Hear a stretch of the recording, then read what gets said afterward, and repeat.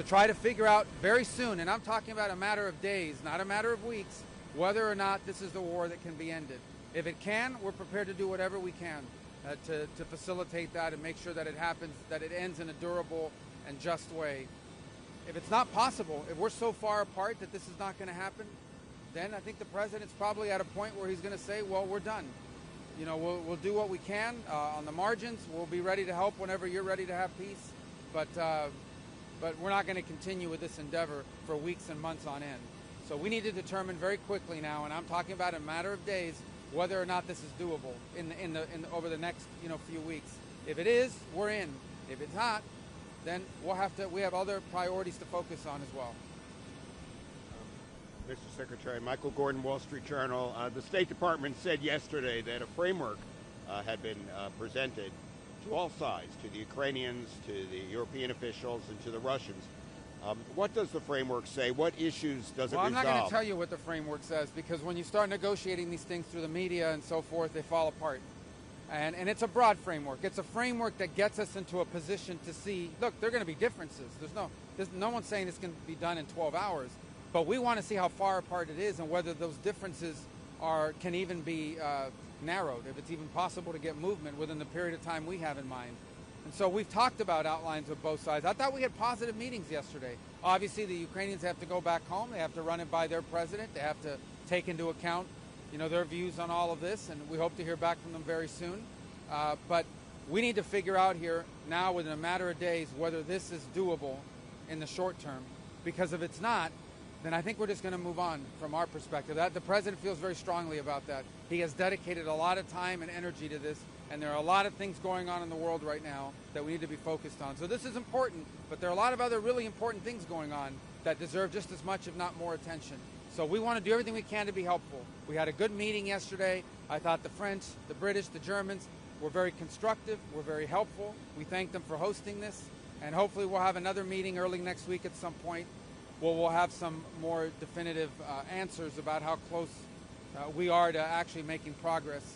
But this isn't going to go on forever. Mr. Secretary, Léon Bruno, Agence France Presse. In your conversations yesterday with the Europeans and the Ukrainians, I'm sure you spoke about security guarantees for Ukraine in case of a ceasefire. Could you give us a sense of what that could look like? And is the U.S. ready to back up any eventual European reassurance force for Ukraine? Well, that gets into a level of specifics that we're not ready to discuss publicly yet. Obviously, the term security guarantees came up because they come up in every meeting. We've heard about it. And it's not an illegitimate desire. Every sovereign nation on earth has a right to defend itself. Ukraine will have a right to defend itself and to enter into whatever agreements it wants to enter into on a bilateral basis with different countries and so forth. So, I mean, it was discussed, but and that'll have to be part of any sort of conversation. Ukraine, in order for there to be peace, we recognize that Ukraine has to feel like it has the ability to defend itself from a future attack from anyone. Every country in the world has that right. But so I think everyone recognizes that Ukraine's ability to defend itself is going to be it's its right as a country and will be a part of any agreement. But we're not working yet on that level of specificity. I think that's something we can fix and solve in a way that's acceptable to everyone. I think we have bigger challenges that we need to figure out whether it's even possible within the short term. I can tell you this war has no military solution to it. It really doesn't. It's not going to be decided neither side has some strategic capability to end this war quickly. And so what we're talking about here is avoiding thousands and thousands of people from dying over the next year. We're trying to avoid that. We saw what happened last weekend with a missile strike in Sumy where people died on Palm Sunday. We're just going to see more like that on both sides. We're going to see more of that. We're trying to prevent it. But we're not going to continue to fly all over the world and do meeting after meeting after meeting if no progress is being made. So if they're serious about peace, either side or both, we want to help. If it's not going to happen, then we're just going to move on. We're going to move on to other topics that are equally, if not more important in some ways, to the United States. Secretary of State, is this process involving the Europeans going to be the process going forward now for Ukraine talks? And who from the U.S. Team will be attending talks in London next week? Well, it depends what the talks will be about next week. As I said, if it's just going to be a meeting to have another meeting, we'll figure that out whether it'll happen. My hoping is that it's a meeting where we're going to get more specificity. So we're going to work through that. We don't even have a date set. It'll be early next week. Obviously, there's a holiday weekend, so People have to move around and get to their places and get back. We'll fit, but having another meeting somewhere in Europe is not going to be a problem, and we can make that happen and have the right people there. I'm willing to come myself if the meeting is going to be productive. But I can. What was the first part of your question again?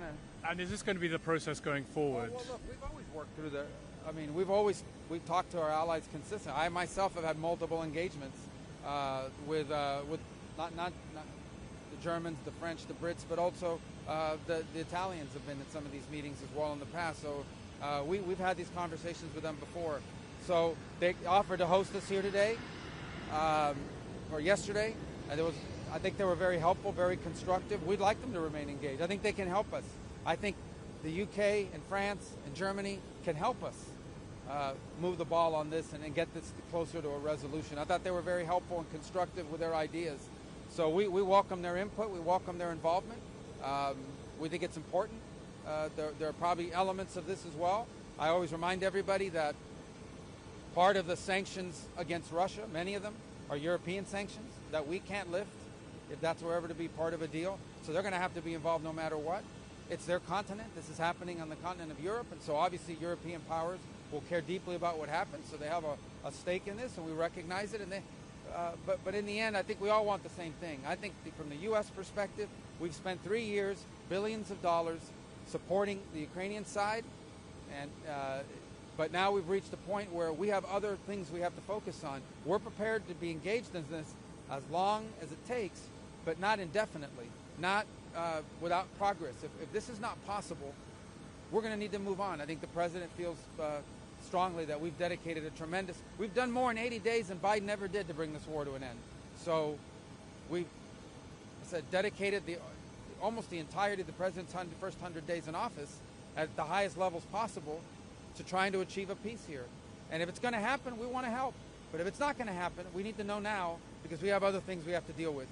Mr. Secretary, James from Fox News. In terms of your discussions with Foreign Minister Lavrov yesterday, what gave you the indication that he's also willing to move forward, given they hadn't accepted the framework of the ceasefire already, in terms of now, from your discussions, why you feel that we Well, look, I spoke to Minister Lavrov yesterday because when we have these kinds of meetings, it's important for you to communicate to the other side. Otherwise, they don't know what happened. Now they're relying on rumors or whatever's out there. So I spoke to him very directly. I said, we had a meeting today with the Ukrainians. We proposed an outline. We didn't go into specificity about it, but I think he has an understanding of some of the elements of it. I'm sure he does. I said we thought it was constructive. We thought it was positive. Nobody rejected anything. Nobody got up from the table and walked away. They're going to go back to their capital, spend a few days mulling over it, come back to us early next week. And also wanted him to know that the French and the British and the Germans were very constructive and helpful. That was the gist of the conversation. And I think it's important when you're dealing with things like this, especially with the Russians, who we just haven't communicated with for 3.5 years. I think it's important that that communication happen. And likewise, when we've had meetings with Russians in the past, or when Ambassador Witkoff has traveled to meet with Putin, we've informed the Ukrainian side of what happened, so that we don't have a breakdown in trust and things of that nature. Quick, Bob, just on Iran really quick, was there any discussion yesterday with your European counterparts on any of the Iran negotiations? Are they also sharing the president's vision of Iran cannot have a nuclear weapon? Well, for the Europeans, they have an important decision to make very soon on the snapback of sanctions, because Iran is clearly out of compliance with the current deal. As you saw, the IAEA was in Tehran yesterday, issued public statements saying Iran is as close as it's ever been to nuclear weapons. The president's made clear Iran will not have a nuclear weapon. That is not going to happen. We're hoping that talks continue and that they're fruitful and that they can lead to something. We would all prefer a peaceful resolution and a lasting one. It has to be something that actually not just prevents Iran from having a nuclear weapon now, but in the future as well, not just for 10 years with some sort of sunset provision or the like. So we discussed that, obviously, because the Europeans, the E3, have a decision to make on snapback. Because I believe we should all anticipate, based on the public comments yesterday, that they're about to get a report from the IAEA that says not just is Iran out of compliance, but Iran is dangerously close to a weapon, closer than they've ever been. And then they're going to have to make a decision about whether they want to reimpose these sanctions.